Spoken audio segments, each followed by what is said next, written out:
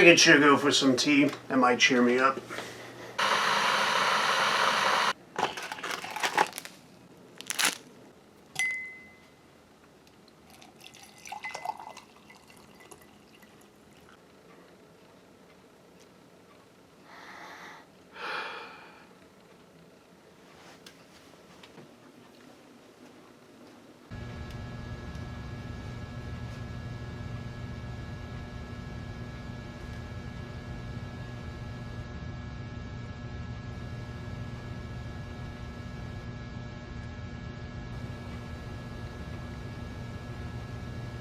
Not again. Oh well, at least I still got my tea.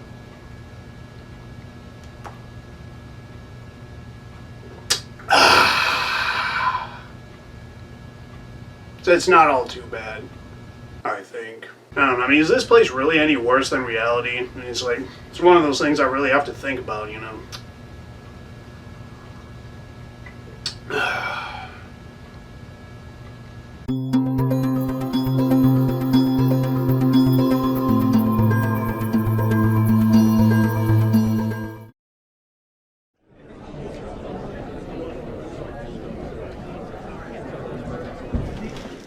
Hello everyone, Mr. Daydream here. Welcome to the show.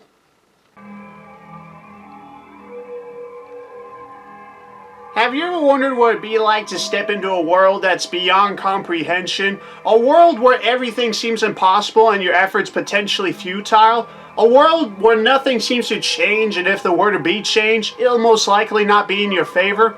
A world so punishing and cruel, it has the capability to drive you slowly into madness? Then beware. You have officially crossed over into adulthood. That or the Backrooms. That works too.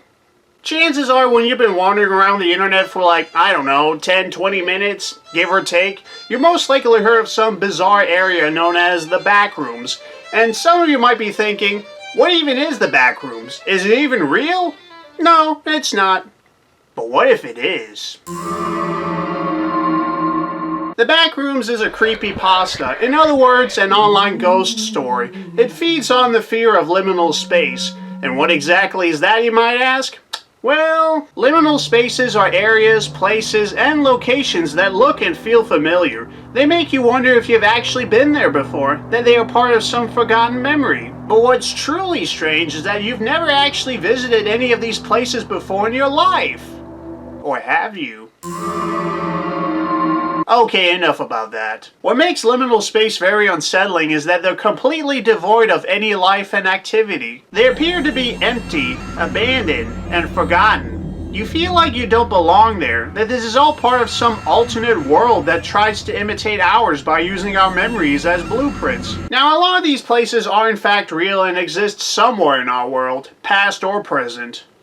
But why do they feel so out of place that we sometimes forget that? Overall, the building had a pretty awesome design. I mean, even though it's all inside, I do quite...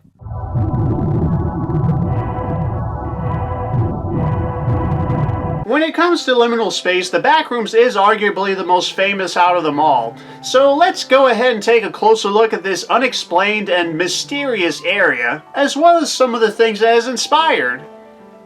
And also what I don't like what people have done to the place. But anyways, into the Backrooms we go. I really shouldn't sound enthusiastic about this.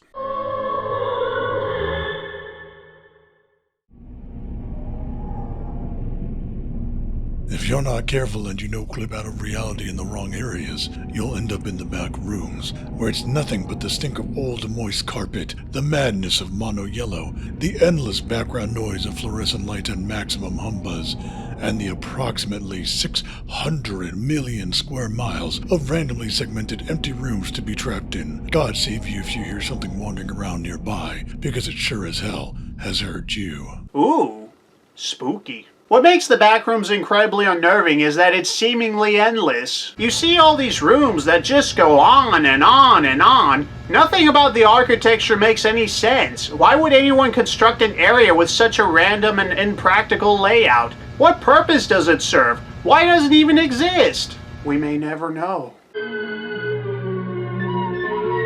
For those who are unfamiliar with the verb no-clip, it is the phenomenon of spontaneously phasing through our reality to another world we're not supposed to see. It's especially prevalent in video games where you might just pass through the world itself and into the abyss. It can happen at random, but most of the time it happens when you're trying to squeeze through a particular corner in the game, a tiny overlooked spot that acts as a literal escape from reality and into the unknown. Now imagine if something like that can happen in real life. That would be really scary. You could just be going for a walk, minding your own business, then suddenly, out of nowhere, you end up getting transported somewhere completely different, like a whole new world or an unknown dimension. Or in this case, you could end up in the backrooms.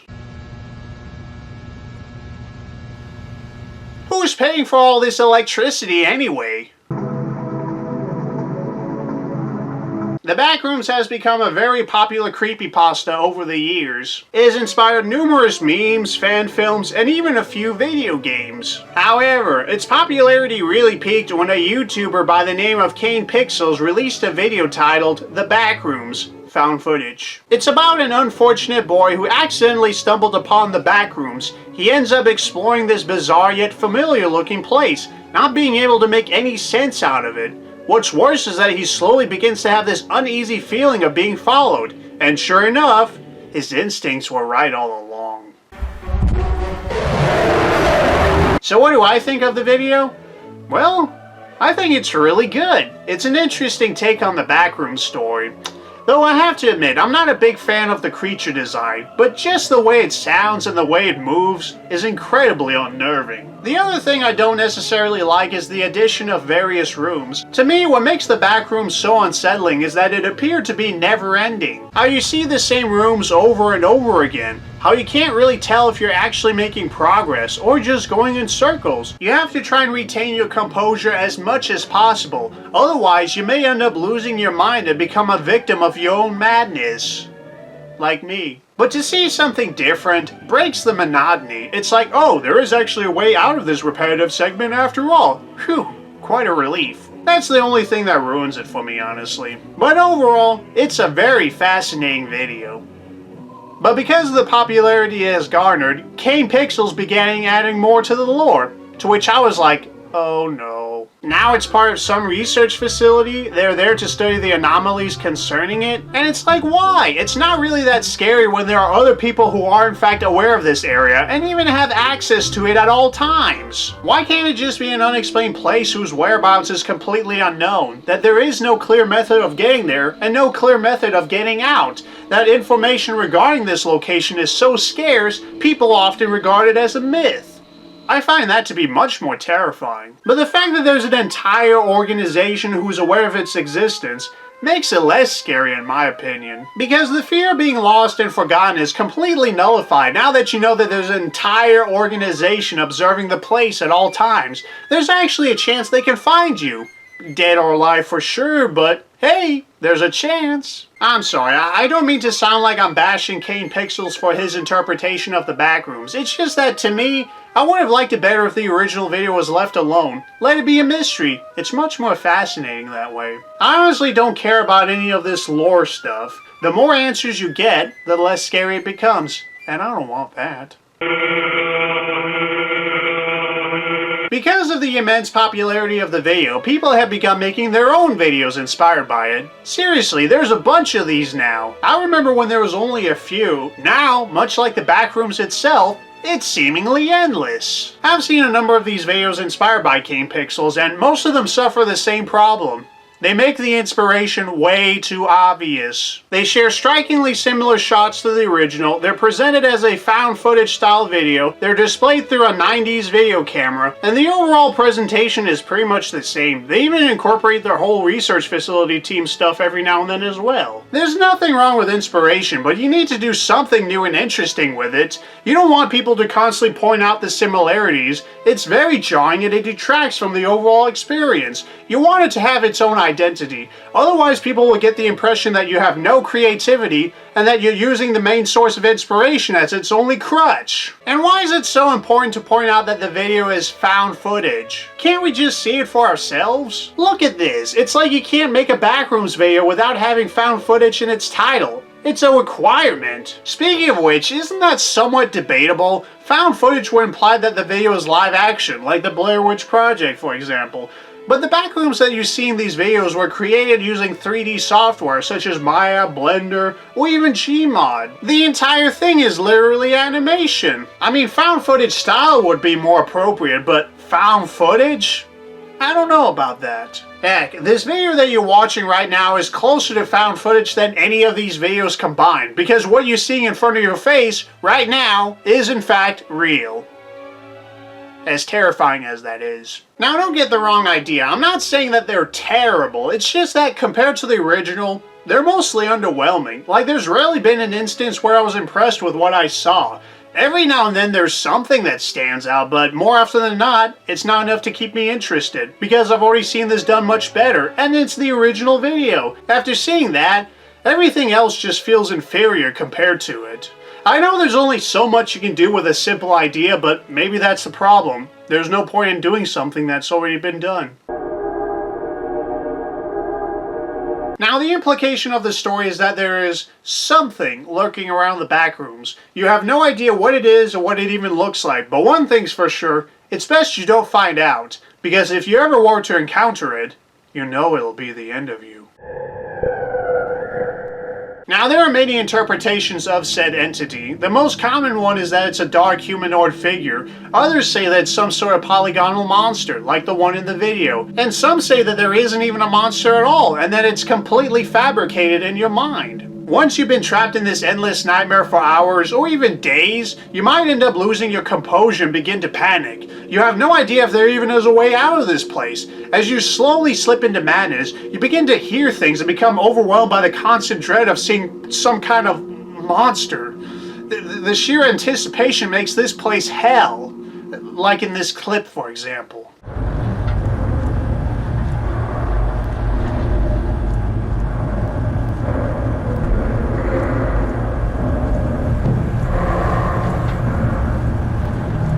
Now that's terrifying. But see, that's what I absolutely love about the idea behind this creature, how there isn't a definitive answer for it at all. There could be a monster, but on the other hand, it could all be in your head. It's completely up to interpretation. So you think it might just be one single entity, right? Well, not according to the internet, it's not. So let's see how many entities there really are, shall we? It's, oh, I see it. It's, over 1,000. What? Over 1,000 for an area like this? How is that even possible? Well, actually, there's more to this place than meets the eye. I'll explain later. But anyways, according to the Backrooms wiki, there are over 1,000 different monsters lurking around the backrooms. Now let me ask you something. Why do we need this many? Better yet, why do we even need them at all? Look at this nonsense. Windows, smilers, frowners, death moths, clumps, hounds, facelings, skin stealers, 6 arms. Bleh. Now, I wouldn't mind it if it was for a survival horror game or a Dungeons and Dragons scenario, but the backrooms? It's completely unnecessary. You only need a single monster, that's it. I hate how people think that the more creatures there are, the scarier it gets. No, not in this case. They're making the mistake of adding variety to a place that's supposed to prey on the fear of never-ending repetition. Remember, folks, location, location, location. Remember how I said that there's more to the backrooms than meets the eye? Well, that's because there is. Apparently. You see, there exist other rooms besides the one you typically see. This one is often referred to as the lobby, and it's level 0. Yeah, level 0, as if this is some kind of video game. Apparently, there is a way out of this place. Technically. Sometimes you may come across a door, a staircase, or a mysterious wall that will take you to the next area. This is also where you'll come across brand new entities that are exclusive to this new but familiar place. Level 1 is an abandoned parking garage, Level 2 is an underground maintenance hallway, Level 3 is an electrical station, Level 4 is an abandoned office, and so on and so on. I have to admit, I'm not a big fan of all this level stuff. The fact that there are more areas connected to the backrooms makes it less terrifying in my opinion. It was scary how it appeared to be never-ending, and that trying to find an exit was seemingly impossible. But you don't know for sure unless you try, and what other choice do you have? You can either die trying, or die not trying, and which fate is worse? Never finding your way out and becoming engulfed in your own insanity, or give up and accept your slow and impending demise, alone and hopeless. But the fact that there exist levels would imply that you are in fact making progress traversing through this repetitive nightmare. So much for that being a mystery. And just how many levels are there, you might ask? Well, over 4,000.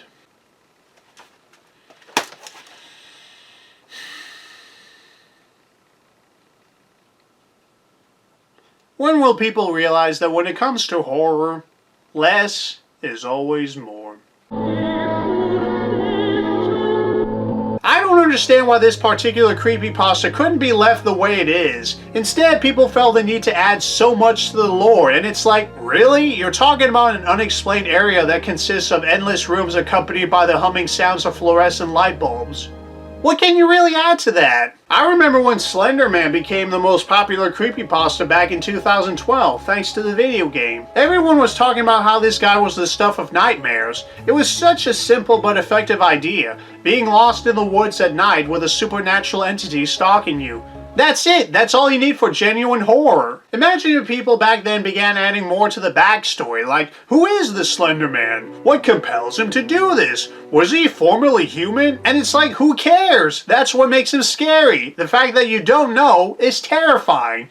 More often than not, answers are disappointing. I just hate how people feel the need to add so much unnecessary lore to the Backrooms, and now Kane Pixels is doing that as well with this research facility team stuff. I loved it just the way it was. A familiar area that's nothing but endless rooms. You think you may or may not be making progress. You have no idea if there even is a way to get out of this place. And what's worse is that you realize that you might not actually be alone.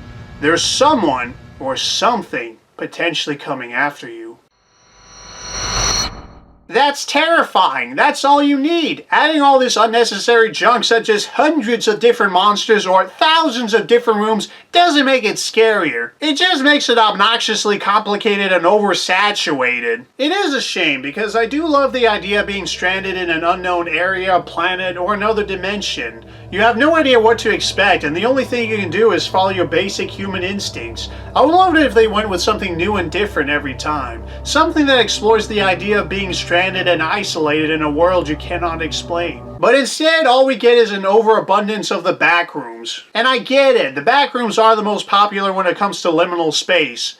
But give it a rest, will ya? Much like the backrooms itself, I'm starting to get sick and tired of seeing the same thing over and over again.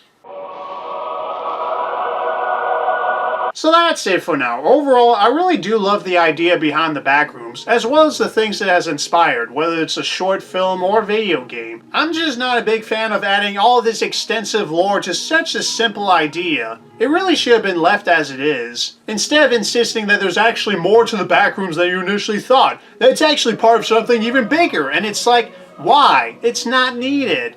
And seriously, does this single photo really demand world building? Come on, man. I really hate how people are treating the Backrooms as the next SCP Foundation. That's what it is now. The only difference is that this one is in the form of a funhouse. I don't care about any of this lore nonsense, whether it's multiple entities, numerous levels, or some research facility. If that's your headcanon, that's fine. But to me, the Backrooms will always be an unexplained area that consists of endless, familiar rooms. There may or may not be an end to it, and there might actually be something lurking around the corner.